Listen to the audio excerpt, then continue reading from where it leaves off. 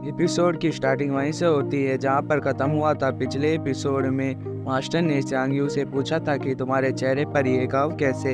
अब आगे मास्टर पूछते हैं कि क्या चल रहा है यहाँ पर, चलो अब बता भी दो। कुछ डिसाइपल बोलते हैं कि आगे बढ़ो और उस कमीने लुंगू के मुंह में दे दो, इसे देखने में मजा आएगा, न्याय मिलना चाहिए और लुंगू को सजा का हकदार है। सियानी की झलक दिखाई जाती है और सभी लोग आपस में फुसफुसा रहे होते हैं। लिंगयू बोलता है कि वाह बोलो और तुम्हें इसका भुगतान करना पड़ेगा। मिस यान बोलती है मास्टर आपका ईमानदार बनने के लिए थैंक यू। सियान यू अपने हाथ की मुट्ठी को जगड़ते हुए खड़ा होता है। मिस यान की भी निगाह सियान यू पर होती है। सियान यू चिल्लाते हुए बोलता है कि वह एक हादसा था, मैं अपने आप से नीचे गिर गया था। फिर सभी लोग हैरान हो जाते हैं कि ये क्या बोल दिया उसने। क्या देखना पड़ रहा है, अच्छा है मैं अंधा हूँ। मास्टर कहते हैं यदि आप इसे ऐसे कहेंगे तो मेरे एक मास्टर के रूप में मेरे पास कहने के लिए और कुछ भी नहीं है। मास्टर आगे कहते हैं एग्ज़ाम आपकी मार्शल आर्ट टैलेंट और विल का टेस्ट लेंगे, आप सभी तैयार करें। सभी डिसाइपल कहते हैं यस मास्टर। लिंगयू च्यांग के पास आकर कहता है स्मार्ट लड़के तुम इतने बेवकूफ़ नहीं हो। फिर लिंगयू वहाँ से जाने लगता है और जाते हुए कहता है कि यह सचमुच एक फैमिली मेरी स्लेव है। हंसते हुए वहाँ से चला जाता है। फिर कुछ डिसाइपल च्यांग को कहने लगते हैं यह लड़का एक कायर और ड्रेस है। फिर मिस यान च्यांग को देखती है और वह भी वहाँ से चली जाती है। फिर च्यांग वहीं पर घुटनों पर बैठकर अपने हाथों को ज़मीन पर घिसते हुए बोलने लगता है कि मैं बहुत ज़्यादा कमज़ोर हूँ और अब मुझे अपने आप पर घिन आ रही है। तभी सानियो को चारों ओर से कोई फॉग घेरने लगती है और उसको कुछ पानी के बूंदों की आवाज़ आती है और वह बोलने लगता है कि यह मेरे साथ क्या हो रहा है। फिर जैसे ही वो अपने आप को एक अलग जगह पर पाता है और सोचता है कि मैं यहाँ पर कैसे पहुँचा, और वहाँ पूरा नंगा होता है और वह अपने पैर को नीचे रखते हुए खड़ा हो जाता है। तभी उसके सामने एक दरवाज़ा अचानक से आ जाता है। फिर च्यांग उसको देखने लगता है। जैसे ही दरवाज़ा खुलता है एकदम से फॉग आ जाता है और जैसे फॉग वहाँ से हटता है उसके सामने एक झील होती है और वह कहता है मैं कहाँ हूँ। फिर फॉग उसको उड़ाते हुए झील के पास ले जाने लगता है और जैसे च्यांग झील में देखता है उसे वहाँ एक चमकदार हुई चीज़ दिखाई देती है और वह झील के अंदर कूद जाता है। फिर झील में से बहुत सारा पानी ऊपर की ओर जाने लगता है। च्यांग भी झील के बाहर आ जाता है और सोच रहा होता है कि ये क्या हो रहा है। जैसे ही च्यांग ऊपर की ओर तरफ देखता है तो उसको एक आग का गोला दिखाई देता है और वह बड़ा होता जा रहा होता है। च्यांग कहता है वह आग का गोला बहुत खतरनाक लग रहा है, बेहतर होगा कि मैं यहाँ से भागने लगूं और मुझे पता नहीं कि मैं कहाँ पर हूँ। फिर च्यांग वहाँ से बहुत तेज भागने लगता है और भागते हुए सोचने लगता है मैं इससे कैसे बचूं, ये मेरा पीछा कर रहा है, वह बहुत तेज से मेरे पीछे आ रहा है, अगर मैं ऐसे ही भागता रहा तो मैं इसके चपेट में आ जाऊंगा। फिर आग का गोला उसके बहुत ज़्यादा करीब आ जाता है और च्यांग बहुत ज़्यादा घबरा जाता है। सीन शिफ्ट होता है, कुछ डिसाइपल दिखाए जाते हैं और एक डिसाइपल बोल रहा होता है कि रिलैक्स रिलैक्स। फिर दूसरा डिसाइपल बोलता है कि और टेस्ट, मुझे उम्मीद है कि मेरा किस्मत अच्छी होगी। फिर ल्यांग यू कहता है कि वह बच्चा वास्तव में चूहे की तरह डरपोक है, बस उस पर एक नज़र डालने पर वह कुछ नहीं कह पाएगा। हा हा हा, ऐसा कर कोई रास्ता नहीं कि ये कचरा हम पर हमला कर सके। फिर वह दोबारा हंसने लगता है। फिर पीछे से चिल्लाने की आवाज़ आती है। च्यांग जोर से चिल्लाते हुए बोलता है कि स्टॉप और वह पूरी तरीके से हाफ रहा होता है और उसके पूरे चेहरे पर पसीने आ जाता है। फिर दो डिसाइपल आपस में बात करते हुए बोलते हैं कि इस लड़के में क्या खराबी है, कौन जानता है कि यह शायद कायर है। उसे लियांग यू की पिटाई के बाद जोर का झटका लगा होगा। फिर लियांग यू पीछे मुड़कर बोलता है कि यह हैरान करने वाली बात है कि क्या यह लड़का सचमुच मुझसे इतना डरता है।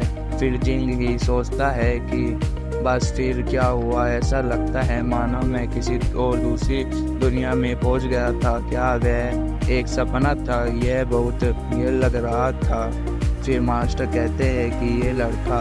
फिर मास्टर सभी डिसाइपल को कहते हैं भटको मत, जाने का समय आ गया है। फिर सभी डिसाइपल वहाँ से उठकर मास्टर के पीछे जाने लगते हैं। फिर जिंग ही खड़ा होता है और तभी पीछे से आवाज़ आती है। वह एक लड़का जिंग ही से कहता है कि आर यू ओके। फिर जिंग ही भी उसको देखता है और वहाँ से पीछे मुड़कर जाने लगता है। तभी वह लड़का चिल्लाते हुए बोलता है कि मुझे इग्नोर मत करो। फिर जिंग ही पीछे मुड़कर कहता है कि मुझे पता है कि तुम मेरा मजाक उड़ाने आए हो, तो आगे बढ़ो और हंसो मुझ पर। मैं ऐसे के लिए ही इस्तेमाल होता हूँ।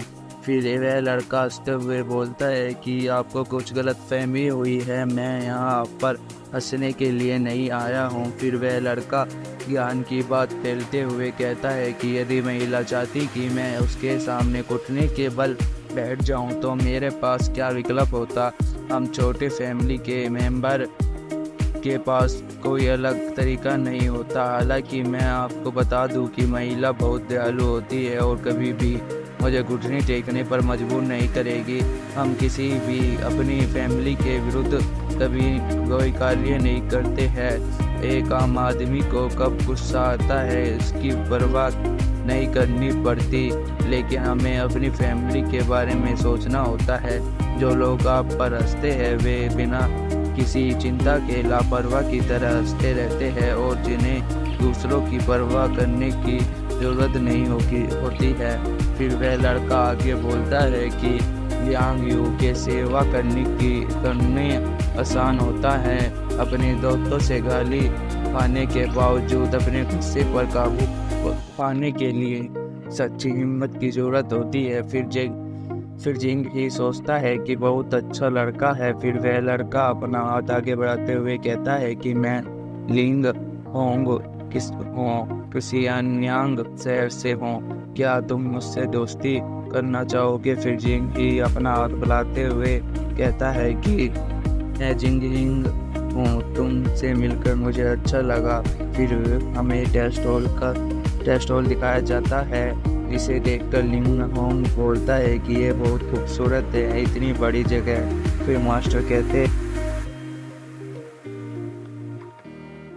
यहाँ हम सभी लोग हैं, यहीं पर हम तुम्हारा टेस्ट लिया जाएगा। अब अंदर की ओर चलते हैं बच्चों। फिर मास्टर दरवाजा को खोलकर अंदर जाने लगते हैं। तभी जिंग भी अंदर आकर कहता है कि यह बहुत खूबसूरत है, यह स्थान बहुत बढ़िया है, ऐसा लगता है कि मैं किसी महल में हूँ। फिर जिंग हिंग चिंतित होते हुए कहता है कि यह किस तरह का टेस्ट होगा। फिर वहाँ पर सभी लोग ऐसे ही बात करने लगते हैं। फिर वाइस प्रिंसिपल बेंच पर हाथ मारते हुए कहते हैं टेस्ट हॉल में शांत रहो, हालांकि तुम नए लोग हो फिर भी आपको नियमों का पालन करना है वेलनेस स्टार एकेडमी के।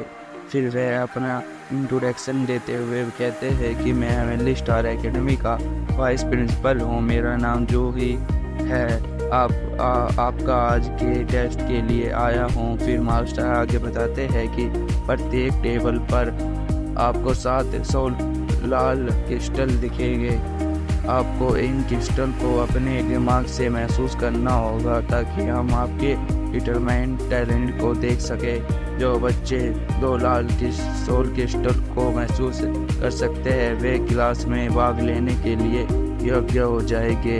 जो बच्चे 3 क्रिस्टलों को महसूस कर सकते हैं उनमें एक्सट्रीम टैलेंट होगा और जो बच्चे 4 क्रिस्टल को महसूस कर सकते हैं उनको जीनियस कहेंगे। इसके अलावा जो बच्चे 3 या अधिक सोल क्रिस्टल को महसूस करते हैं वे हेवनली स्टार एकेडमी के वाइस प्रिंसिपल के पर्सनल डिसिपल बन सकते हैं। उनमें से हर एक कम से कम 6th हेवनली लेयर का होना चाहिए। आज आपके लिए खुद को साबित करने का मौका है। यदि आप लाल सोल क्रिस्टल को महसूस नहीं कर सकते हैं तो आप अपने मास्टर के साथ आगे नहीं बढ़ सकते हैं और अगले साल टेस्ट के समय आप वापस आके टेस्ट दे सकते हैं। फिर वाइस प्रिंसिपल चू जियान से कहते हैं कि ठीक है, टेस्ट शुरू कर। फिर मास्टर कहते हैं यस वाइस प्रिंसिपल। फिर मास्टर चिल्लाते हुए कहते हैं हर एक बच्चे के लिए एक टेबल है, अपने हाथ को 7 सोल क्रिस्टल से 2 इंच ऊपर